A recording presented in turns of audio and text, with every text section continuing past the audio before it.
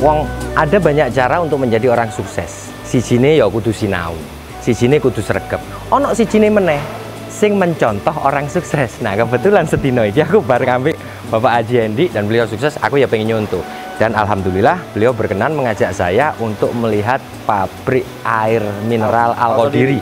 Dan iki wong asli Jember. Asli Jember ya, Pak ya? Asli Jember. Asli Jember. Mata air Jember. Tenaga kerja Jember.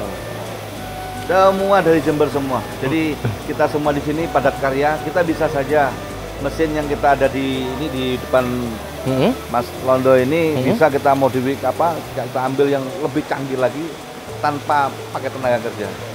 Bisa langsung datang tinggal ngemasin masuk. Tapi enggak, kita tetap memakai tenaga kerja padat karya supaya lingkungan ini bermanfaat, Mas. Iki delok-delok Bang.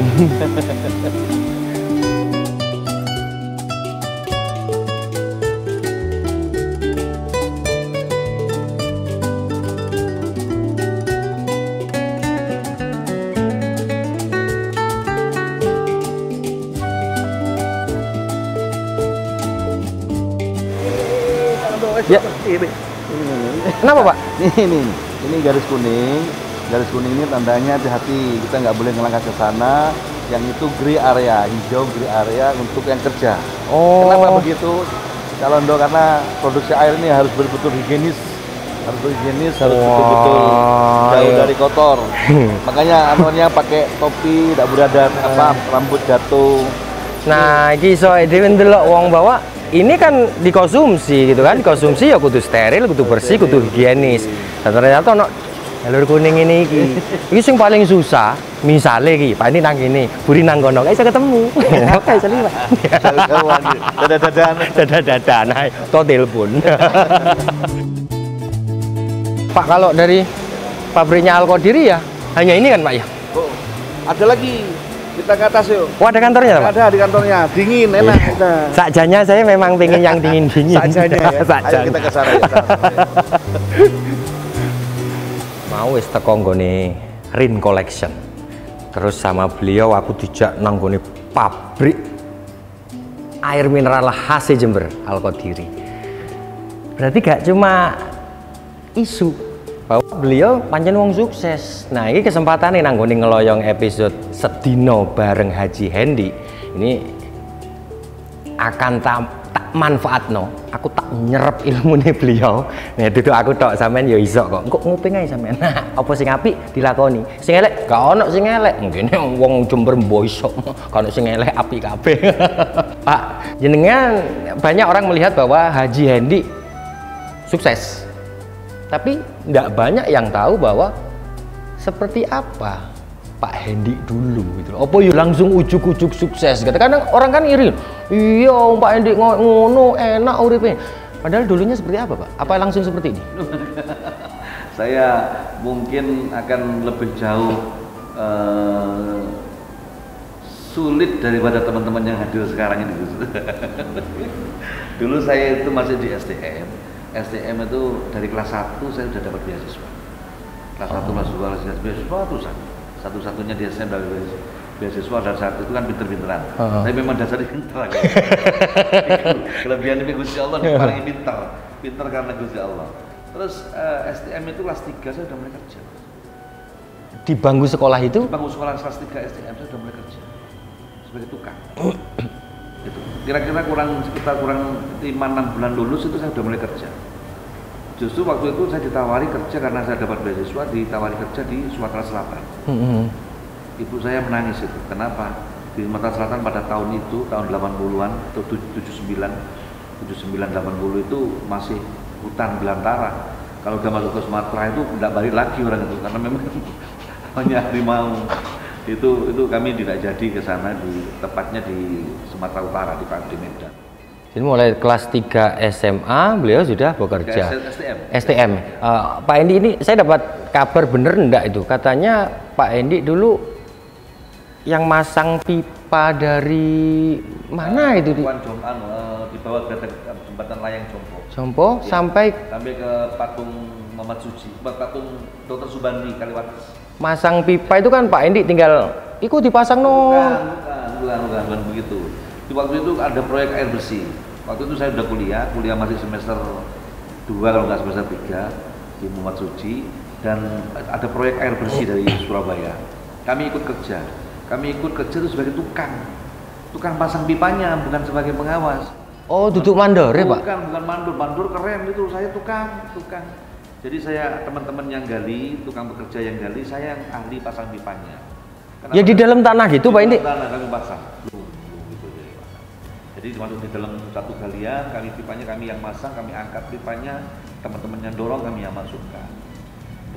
Jadi seperti itu. Tapi ada peristiwa keren ini, Mas Rondo ini waktu itu saya di daerah Jalan Gajah Mada sekarang, itu kita membuat galian melintang di jalan raya untuk dipasang namanya pipa crossing, pipa crossing jalan raya. Begitu kita gali, pada saat itu bekas galiannya ditumpuk kiri kanan bekas lubang galian. Nah, mobil-mobil itu lewat sampingnya karena memang diambil separuh jalan dulu, separuh badan jalan itu yang diambil. Nah, kami pada saat masang itu hujan malam hari, dan gundukan tanah kiri kanan itu ada gundukan tanah bekas galian itu banyak air lumpur itu, nggak tahu apa, mobil itu kalau malam hari kan nggak kelihatan tuh samar-samar lubang.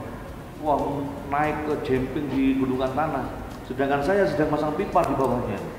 Itu airnya masuk barokallah itu. Waduh, airnya lumpur semua muka saya tuh sampai badan habis karena pada saat itu hujan. Nah, itu peristiwa yang padahal saya mahasiswa loh, masa teknik sipil dan semester 3. Gelem soro gitu Pak ya. Nah, karena saya juga membawa sesuatu yang positif untuk pemirsa Pak Endi, mungkin Pak Endi bisa memberikan apa wejangan lah untuk anak muda Jember yang luar biasa nih Pak. Harusnya seperti apa sih sebagai anak muda? Ya, justru sekarang ini kesempatan bekerja ini terbuka lebar ketimbang dulu. Karena dulu ditunjang kita tidak ada yang namanya digital ya, sekarang ada yang online, ada istilah online offline. Dulu offline semua, offline pun tidak ada ditunjang transportasi yang bagus dulu. Jauh harus jalan kaki, jauh gitu Pak Mas Londo. Jadi kalau sekarang semuanya serba offline dan online-nya pun sangat link and match-nya itu ada. Nah, kalau menurut saya teman-teman kaula muda kita ini itu harus lebih semangat dan lebih smart lagi. Bukan hanya semangat aja, tapi kalau tidak punya smart itu juga tidak punya agak pandai bagaimana mensikapi kondisi ini, juga kan ketinggalan yang lain. Nah, satu hal yang sederhana sekarang, bagaimana sekarang kita menjual online ya. Menjual online memang sederhana, lewat handphone saja selesai, lewat kreatif di handphonenya, membuat gimmick bermacam-macam bisa rame. Tapi sebenarnya intinya bukan di situ. Kunci utama untuk menuju online harus offline dulu. Tahu makna kerja di lapangan kayak saya. Saya tahu bagaimana merasakan memasang pipa di dalam tanah sendiri. Jadi di situ ada kalau musik itu bukan memetik gitar itu semua gitar bisa gitar begitu, notnya soulnya, tapi soulnya, jiwanya harus dapat. Jadi gitar ada di badannya. Nah, sama dengan orang membuat online tadi. Kalau hanya sekedar online berdasarkan teori saja, ya tidak ada yang merespon. Perlu hal-hal yang bagus dalam tampilan online-nya. Hal-hal yang bagus dalam tampilan online-nya itu didapat dari offline. Offline-nya sih anak kerja dulu di lapangan, Pak. Bukan karena fasilitas ada handphone, online saja.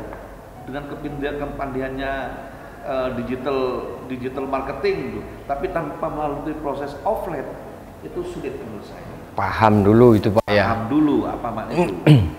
Iki gak gampang loh wong oleh ilmu koyok ngene. Sampe lek gak ndelok ngeloyong gak oleh ilmu ini. Pak Endi, Jember ini kan luar biasa. Luar biasa. Sumber daya manusianya keren, boys luar biasa. Sumber daya alamnya juga luar biasa. Nah, sekarang saya pengen sih nanya kepada Pak Endi, Jember ini harusnya seperti apa sih Pak dengan semua kekayaan yang kita punya ini? Jember ini hanya perlu satu menurut saya. Perlu satu kreativitas, satu leadership saja. Leadership ya. Leadership plus ada sedikit manajerial. Jadi ada harus dibedakan leadership dan manajerial. Leadership itu betul-betul memimpin satu community atau apa namanya harta karun yang ada di Jember ini tadi. Perlu satu seorang yang leadership yang memang punya tangan dingin di situ mengelola Jember ini. Terus manajerial, kalaupun orang tidak bisa mengerjakan, seorang yang punya leadership tadi juga bisa mengerjakan hal itu. Saya ngebayangin Jember itu membuat kopi yang sebesar segini Pak. Bagaimana kopi ditanam, panennya tuh satu kopi sebiji gini. Jadi satu biji kopi itu setelah difermentasi, disangrai, terus ditumbuk jadi satu gelas. Kayaknya bisa kayaknya. Pasti bisa tuh Pak ya. Inovasi tinggal kreativitas saja ya. Buah naga dulu se-Indonesia dari Jember. Sekarang kenapa buah naga pergi begitu saja di Jember? Yang orang lain yang menikmati gitu ya. Nah, ini tentunya perlu leadership, perlu kolaborasi. Setelah ada leadership tadi, seorang yang mempunyai leadership tadi mengkolaborasikan semua potensi yang ada. Budaya, nggak usah takut-takut dengan budaya yang dikatakan macam-macam, budaya pendalungan, macam-macam. Itu satu kreativitas orang-orang Jember mempunyai keinginan-keinginan. Tampunglah itu semuanya. Itu satu hal yang memang karunia. Menurut saya itu karunia. Jember Community, mau Jember apa, silakan. Itu karunia yang ada di potensi di Jember. Jangan terus ini nggak suka ini nggak suka, jangan. Peluklah itu semuanya. Bikinkan inovasi apa yang bisa menghidupkan dirinya sendiri di situ. Tularkan kepada tempat yang lain. Kalau saya ya, Jember ini kalau ditangani serius, jangankan kapal kuda Pak. Satu Jawa Timur nanti bisa kita lewati. Ya apa? Ya apa? Gak bangga sampean dadi wong Jember. Wong Jember kok senengane banggakno kutha liya. Wah, desa. Yakinlah dengan kemampuan kita, dengan kita harus bersama-sama, sekali lagi kita harus berkolaborasi. Seluruh potensi kita semua kita angkat bersama-sama di permukaan, ya. Kita hormati semua inovasi teman-teman semua. Kita angkat semua dan kita kita wajib mencintai kearifan lokal. Nah, kearifan lokal nih. Kearifan lokal itu jangan cuma perni-perni Pak. Aja semuanya, ya batik, ya perni-perni yang kita buat. Apapun yang ada di Jember. Kuliner-kuliner kita, teman-teman membuat macam-macam itu, makanan macam-macam, kita hormati semuanya. Kita cintai mereka, kita beli mereka, ekonomi insya Allah akan bergerak. Dan insya Allah Jember akan sukses ke depannya. Dan satu lagi, ingat nih teman-teman nih, nang sumber Jambe, tuku ager-ager, wis wayahe benahi Jember. Sumber Jambe kan tempatnya duren Pak. Iya, tapi ager-ager rasa duren. Iling-iling ngono aku mau. Aku arep baleni saja nih, lali aku. Sing jelas dino iki spesial wong. Ya beliau berkenan sebagai tokoh sosial Kabupaten Jember, kutoku, kutoni sampean, juga kutonya beliau. Berbagi ilmu lah, kita bisa lebih mengenal tentang siapa Haji Hendy di episode ngeloyong sedino bareng Haji Hendy. Nah, sampai saat ini ngeloyongi, sisuk-sisuk tak tutup nomene. Sing jelas, ojo lali, dadi wong Jember, kudu bangga karo Jemberi. Wassalamualaikum warahmatullahi wabarakatuh. Waalaikumsalam warahmatullahi wabarakatuh.